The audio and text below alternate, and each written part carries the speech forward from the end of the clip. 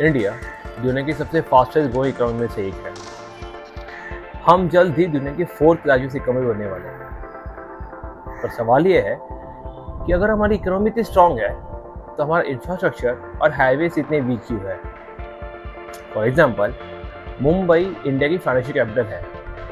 मुंबई का GDP approximately Pakistan की GDP उतना है या उससे भी ज़्यादा है।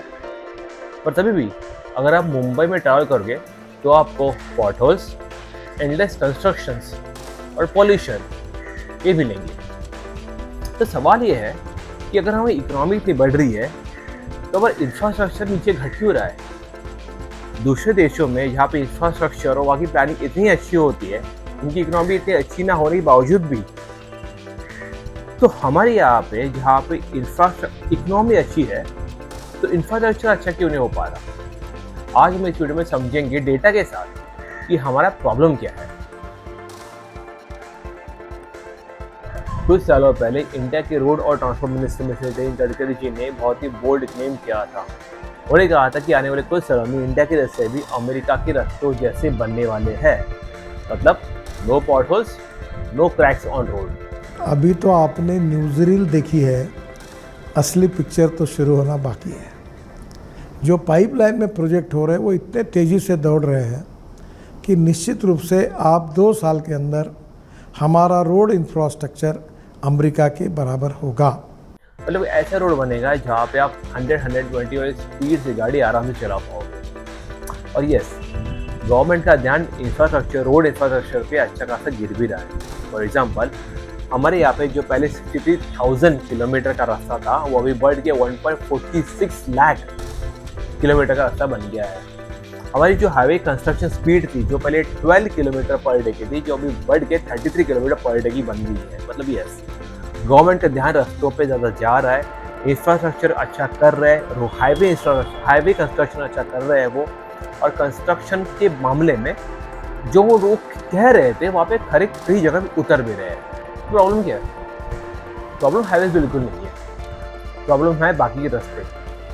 फॉर एग्जाम्पल, मुंबई के रास्ते बारिश गिरने के बाद मुंबई के रास्ते मून सरफेस जैसे बन जाते हैं। मतलब आपको रास्ते कम, पॉटहोल ज़्यादा मिलते हैं। Potholes on Indian roads have become a major threat to life. This year, 154 people have died in road accidents, some of which were caused by potholes. Potholes claim 6 lives on Indian roads every day. 13 people died in Bengaluru over the last 5 years due to potholes. Mumbai में अगर एक नया रास्ता बन जाता है तो उसके बाद गवर्नमेंट को याद आता है कि यार वहाँ पे हमें पाइपलाइन भी डालनी है। तो जो नया बना रास्ता है उसे फिर तोड़ देते हैं, वहाँ पे पाइपलाइन डालते हैं, फिर उसको नया बना देते हैं। मतलब इससे 2 चीज़ें होती है, पहला तो टैक्स पेयर के पैसों का नुकसान, दूसरा टैक्स पेयर को प्रॉब्लम। तो जो रास्ता जो बनने वाला होता है उस बने हुए रास्ते को और एक बार तोड़ के बनाते हैं। मतलब उसमें एक प्रोजेक्ट कॉस्ट बढ़ जाती है और फिर डिले भी होता है, जिसकी वजह से लोगों को तकलीफ भी होती है। और ये होता है प्लानिंग की वजह से। हमारे यहाँ प्लानिंग का प्रॉब्लम बहुत है। हमारे यहाँ पे हर एक अलग अलग डिपार्टमेंट है, तो वहाँ पे इंटरकनेक्टिविटी नहीं है। अगर हमें रास्ते बनाना है तो पाइपलाइन डिपार्टमेंट या फिर एमटीएनएल डिपार्टमेंट, फिर अलग डिपार्टमेंट जो है उनको पता ही नहीं होता कि यहाँ पे रास्ता बनने वाला है। जहाँ पे जिसकी वजह से प्रॉब्लम ये हो जाता है कि कोई रास्ता बन जाता है, उसके बाद उनको याद आता है कि यार ये रास्ता बन गया है, लेकिन हमें यहाँ पे पाइपलाइन डालनी थी या फिर यहाँ पे एमटीएनएल कनेक्शन डालना था, जिसकी वजह से फिर से तोड़ना पड़ता है। अब तोड़ने के बाद वो रास्ता वापस नया नहीं बन जाता, उसको सिर्फ वो पैचवर्क करके ढका देते हैं। अब पैचवर्क से ढक जाने के बाद वो रास्ता जो नया बना हुआ था वो नया बिल्कुल नहीं लगता, वो लगता है एक बहुत ही घटिया, मतलब एक पिकासो वाला आर्ट। पिकासो आर्ट घटिया नहीं, लेकिन हमारे यहाँ का जो पिकासो है बहुत घटिया बन जाता है। हमारे यहाँ पे पॉटहोल जो भी बनते हैं ना, तो पॉटहोल्स को हम एस्थेटिकली बुझाते नहीं, हम उससे सिर्फ बुझा देते हैं। मतलब वहाँ पे आपको एक अलग ही अनइवन सरफेस वाले रास्ते मिल जाते हैं। एस्थेटिक और मुंबई कंस्ट्रक्शन का कुछ अता नहीं है। 20 children skidded on the slushy pothole. This is the heart of the tech corridor of the city, and you can see how poor the condition is.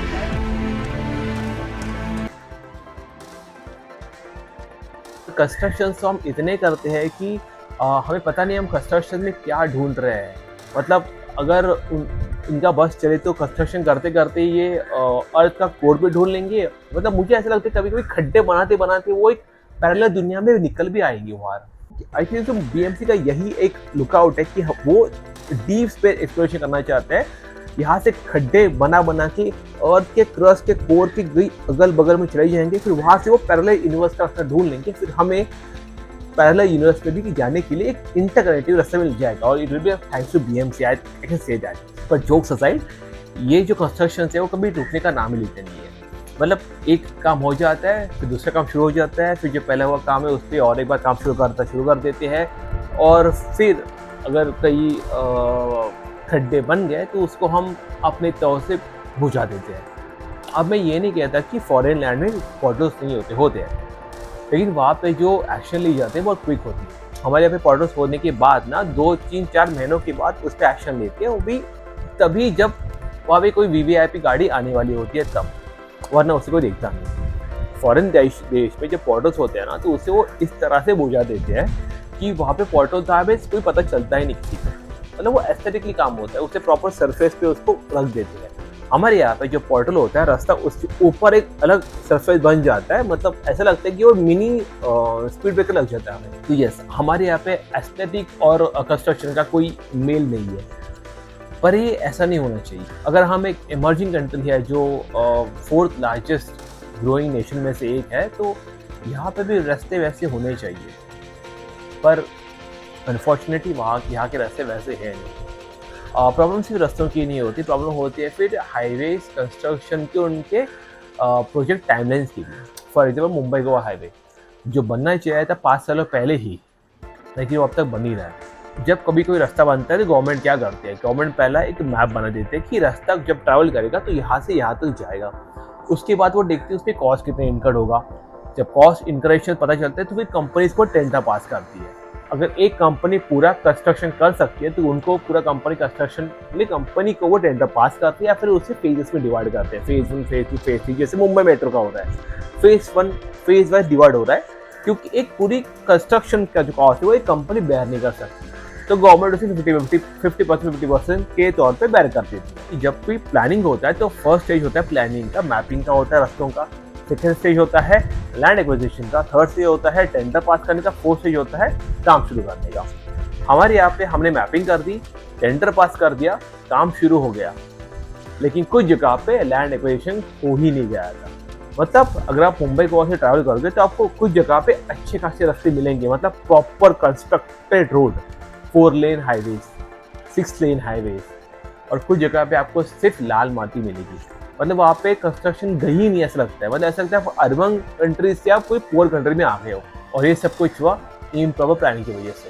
अगर गवर्नमेंट प्रॉपर प्लानिंग कर देती और एक ही टाइम पे लैंड एक्विजिशन कर लेती properly तो ये प्रॉब्लम नहीं होती। इसकी वजह से प्रॉब्लम ये हो रही है कि जो कॉस्ट कंस्ट्रक्शन की जो पहले कम होने वाली थी वो बढ़ती ही जा रही इतने सालों की डिले की वजह से। और ये कंस्ट्रक्शन कॉस्ट कौन बेयर कर रहा है? Common public. हम जैसे आम लोग इस कंस्ट्रक्शन कॉस्ट को बेयर करते जा रहे हैं। अब इम्प्रॉपर प्लानिंग सिर्फ हाईवे से बड़े रास्तों तक भी नहीं है, और वो ऐसी नहीं है कि वो कुछ जगह पे सिर्फ छुपी जाती है। कुछ इम्प्रॉपर प्लानिंग इतनी इम्प्रॉपर और इतनी वाहियात होती है कि हमें आपके सामने दिख जाती है। फॉर एग्जाम्पल मेरा भाईजा का बना हुआ ये हाईवे ब्रिज। अब ये ब्रिज जो बना था तो उनको पता था कि यहाँ पे लैंड एक्विजिशन नहीं होने वाले हैं, लैंड का प्रॉब्लम है। तो एक कॉमन इंजीनियर क्या कर देता, बोलता क्या मैं यहाँ पे 2 लेन हाईवे बना देता हूँ, मुझे यहाँ पे 4 लेन हाईवे यहाँ पे जमने नहीं वाला, क्योंकि आके मेरा लैंड एक्विजिशन है नहीं, तो मुझे यहाँ पे मैं हाईवे बना नहीं पाऊंगा। तो आप क्या करोगे, आप 2 लेन हाईवे बनाओगे। इन पराक्रमी इंजीनियर ने क्या कर दिया, यहाँ पे उन्होंने क्या सोचा कि यार आगे तो हमें रास्ता मिलने नहीं वाला, पीछे रास्ता मिल गया, हम पीछे से 4 लेन हाईवे बनाएंगे और उसको आगे छोटा करके 2 लेन बना देंगे। मोस्टली रिवर्स होता है कि आप 2 लेन हाईवे से 4 लेन हाईवे बनाते हो, लेकिन यहाँ पे रिवर्स हो गई, यहाँ पे 4 लेन से 2 लेन हाईवे बना दिया। बनाया तो बनाया, इट्स ऑल ओके, लेकिन कंस्ट्रक्शन जो डिजाइन बनाई है कंस्ट्रक्शन की, वो जब अगर कोई देख लेगा ना तो आई डोंट नो उसे अप्रूव कैसे मिला।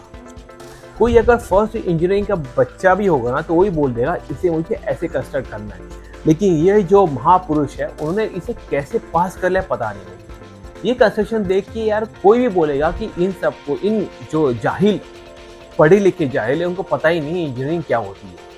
और ये बंदे जॉब पे बैठे हैं, मतलब जॉब खा रहे हैं वो वहाँ पे, ऐसे रास्ते दे रहे हैं हमें। और इसे बना क्यों?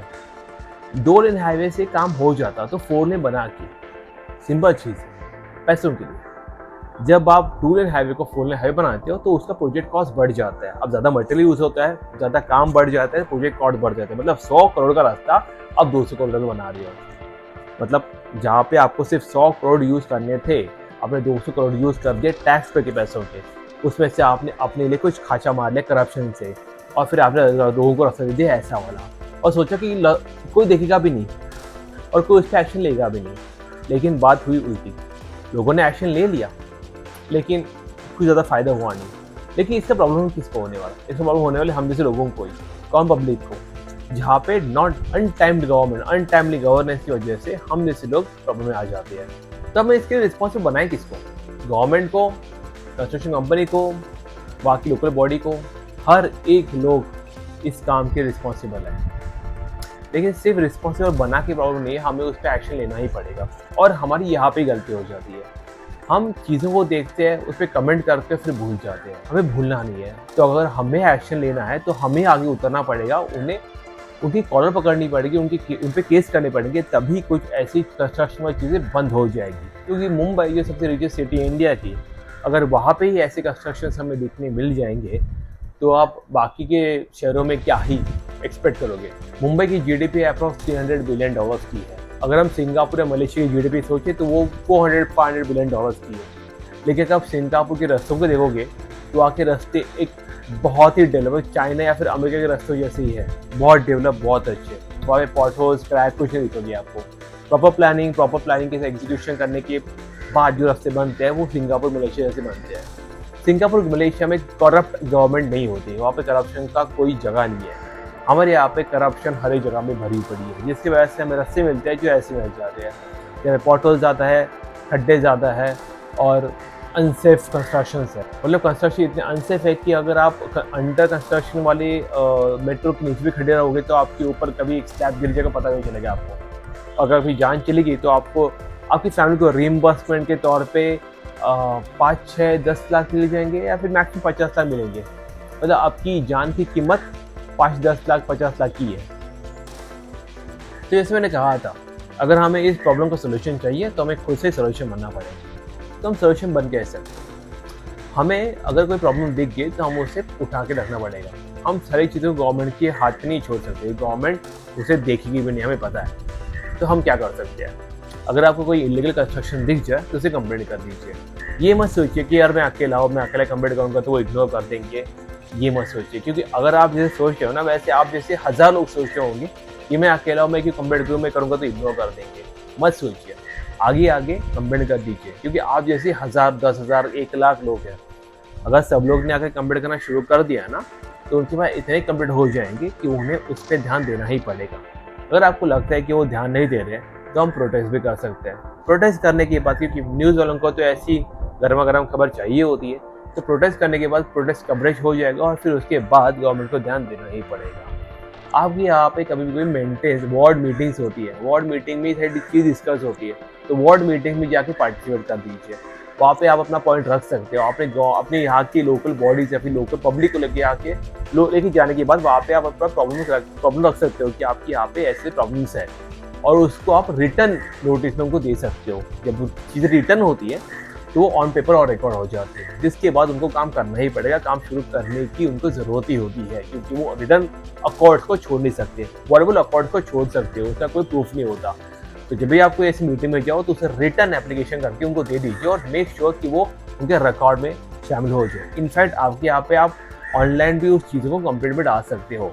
बहुत से को पता नहीं होता ना कि आप ऑनलाइन कंप्लेंट कर सकते हो गवर्नमेंट की वेबसाइट पोर्टल्स पे, जिसके बाद गवर्नमेंट उसे प्रॉपरली ध्यान देके सॉल्व करेगी। क्योंकि इनिशिएटिव हमें लेना पड़ेगा। हम ये नहीं सोच सकते ये किसी और का प्रॉब्लम है, उसे हम नहीं लेंगे, कोई और देख लेगा।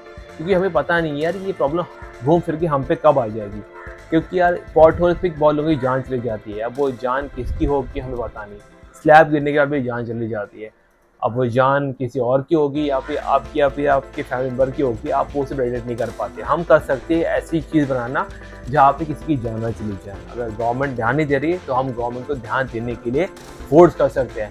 ऐसे ही फोर्स बाहर के देशों के लोग भी करते हैं। सिंगापुर, मलेशिया जैसे देशों के लोग भी उन गवर्नमेंट को फोर्स करते हैं चेंजेस लाने के लिए। अगर हम भी वो चेंजेस ला सकते हैं, अगर हम सिर्फ एकजुट होकर प्रॉब्लम्स को ध्यान से देखें और गवर्नमेंट को फोर्स करना शुरू कर दिए तो अगर हमने फोर्स करना शुरू नहीं किया तो ये प्रॉब्लम्स बढ़ते ही जाएंगे, हमारे टैक्स करके पैसे ऐसे किसी और के हाथ में जाते ही जाएंगे और प्रॉब्लम्स हमें ही फेस करनी होंगी। क्योंकि जब लाल दिए वाली गाड़ी निकलती है तो उनको टोल नहीं भरना पड़ता, उनको ट्रैफिक रुकना नहीं पड़ता, उनके सारी चीज़ें क्लियर हो जाती है। लेकिन हम जैसे लोग कॉमन पब्लिक है वही इस सारी चीज़ में अड़ल जाते हैं।